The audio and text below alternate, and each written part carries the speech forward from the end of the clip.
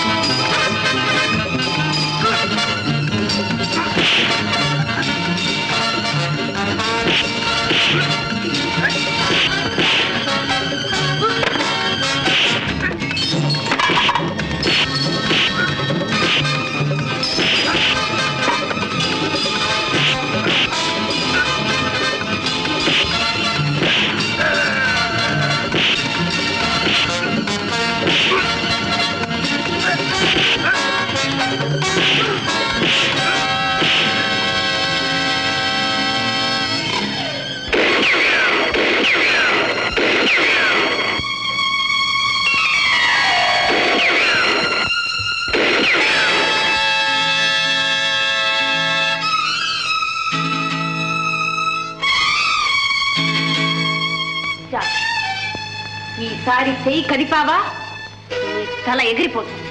ఎవరు నువ్వు? కిరీటం దాన్ని నీకు పంపిన వాళ్లే నన్ను పంపించారు. రాక నిన్ను పంపించాడు. మోసం. మోసం ఎవరికి? నీవి. మర్యాదగా ఇచ్చి ఇవ్వకపోతే నీ గుండెలు చీలుస్తాను.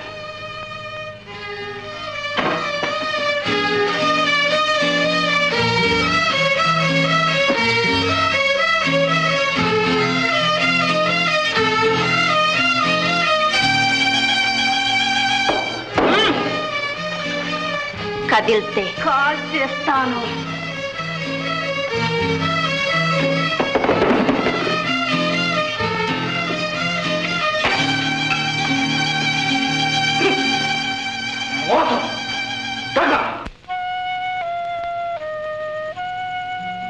బాబాయ్, నేను మాట్లాడగనా బాబాయ్? అడుగమ్మా. మనసులో మాట చెప్పుకోవటానికి నీకన్నా నాకెవరున్నారు తల్లి? నీ కాలు ఎలా పోయింది బాబాయ్? ఆ విషయం అడగొద్దమ్మా. అది ఒక పీడకల.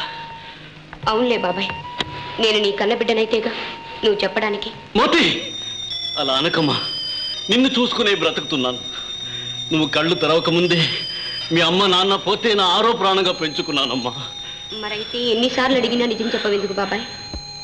చెబుతానమ్మా. ఇంతకాలం నా హృదయంలో ఆరణ్య అగ్నిగా దగిస్తున్న విషయం చెబుతానమ్మా. అవి యవ్వనం బుసకొడుతున్న రోజులు. నేను ఒక అమ్మాయిని ప్రేమించాను. ఆమె కూడా తన హృదయం నాకు ఇచ్చింది. ఇద్దరం ఏటి ఒడ్డున కలుసుకుని భవిష్యత్తును గురించి బంగారు కలలు కన్నాం. ఆ రోజు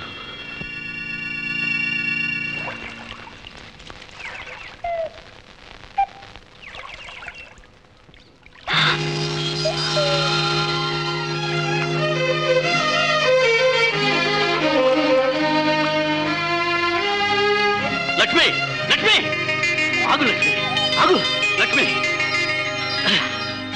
నువ్వా?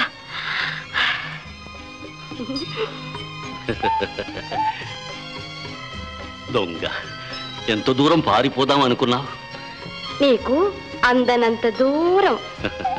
వద్దు లక్ష్మి, ఆ మాట అనకు. నువ్వు లేకుండా, నిన్ను చూడకుండా నేను ఒక్క క్షణం కూడా ఉండలేను.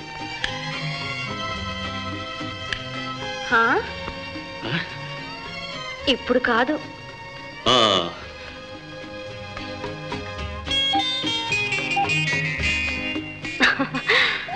పిచ్చిది. కోపం వచ్చిందా? ఏనాడు నీదైంది ఈ మనసు. కొద్ది రోజుల్లో శరీరం కూడా నీదే కాబోతుంది. అమ్మా నాన్న ఆశీర్వదించాక అప్పుడు నీ ఇష్టం. అంతవరకు లక్ష్మి, ఆ రోజు కోసం 1000 కళ్ళతో ఎదురు చూస్తుంటాను. నా స్నేహితుడు రాక నా కోసం ఎదురు చూస్తుంటాడు. మరి నే వెళ్ళి రానా? మళ్ళీ ఎప్పుడు? రేపు ఇక్కడే.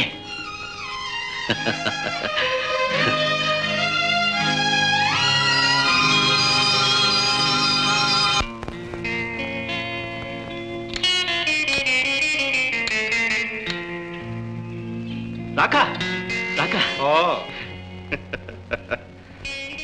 వస్తున్నా జై.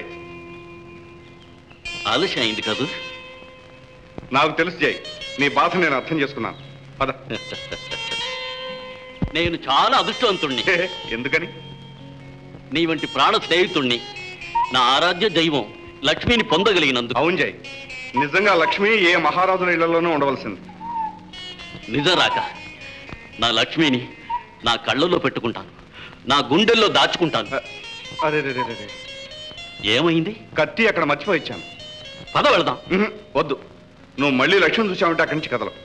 నువ్వు వెళ్ళు, నేను వెళ్ళి తీసుకొస్తాను కత్తి. ఆ మలుపులో ఉంటాను, త్వరగా రా. అలాగే, తొందరగా తీసుకొస్తాను. వెళ్ళు.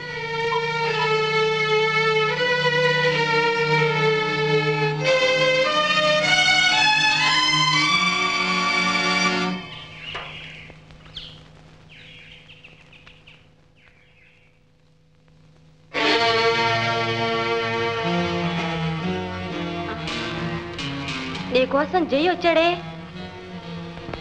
నీ కోసం నేను వచ్చాను.